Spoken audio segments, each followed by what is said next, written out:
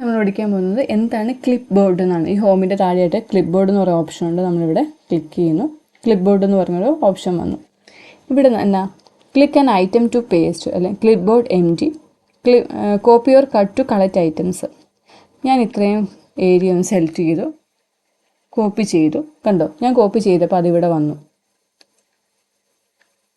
ഇനി ഞാനിവിടെ വീണ്ടും കോപ്പി ചെയ്തു, അതും അവിടെ വന്നു. ഞാൻ ഇത്രയും ഭാഗം കട്ട് ചെയ്തു, Ctrl+X, അതും അവിടെ വന്നു. അപ്പം നമ്മൾ കോപ്പി ചെയ്യുന്നതും കട്ട് ചെയ്യാൻ ഉപയോഗിക്കുന്ന കാര്യങ്ങളൊക്കെ അത് ഇവിടെ വരുന്നുണ്ട്. ഇനി ഇത് മൊത്തത്തോടെ ഒന്ന് കോപ്പി ചെയ്തു, അതും അവിടെ വരുന്നുണ്ട്. ഇനി ഇത് മൊത്തത്തോടെ കട്ട് ചെയ്യുക, Ctrl+X എന്ന് പറഞ്ഞടിക്കുന്നു, അതും അവിടെ വന്നു. ഇനി ഞാൻ ഇവിടെ കർസർ വെക്കുകയാണ്, പേസ്റ്റ് ഓൾ വെക്കുക.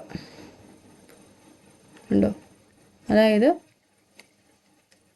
ഇതിനകത്ത് വെച്ച് എല്ലാ സാധനങ്ങളും ഇവിടെ നമ്മൾ ഏതൊക്കെയാണോ ഇവിടെ വന്നത് അതെല്ലാം ഇവിടെ വരുന്നുണ്ട്. ആദ്യം രാധ, രാമു, പിന്നെ ചെയ്ത് നമ്മൾ ഏതാണോ ഓർഡർ ചെയ്യുക റിവേഴ്സ് ഓർഡറിൽ കണ്ടോ, നമ്മൾ ആദ്യം ഏതാണോ കോപ്പി ചെയ്തത് അത് ആദ്യം വന്നു, പിന്നെ ഏതാണോ കോപ്പി ചെയ്തത് അത് ആദ്യം പിന്നീട് വന്നു, അങ്ങനെ വരും.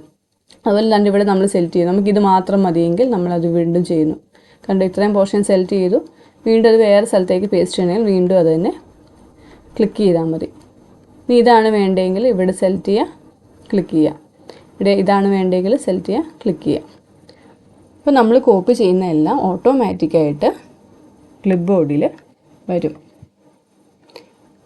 ഇനി ഇതെല്ലാം കളയാൻ വേണ്ടിയിട്ട് ക്ലിയർ ഓൾ കൊടുക്കുക. ഓക്കെ.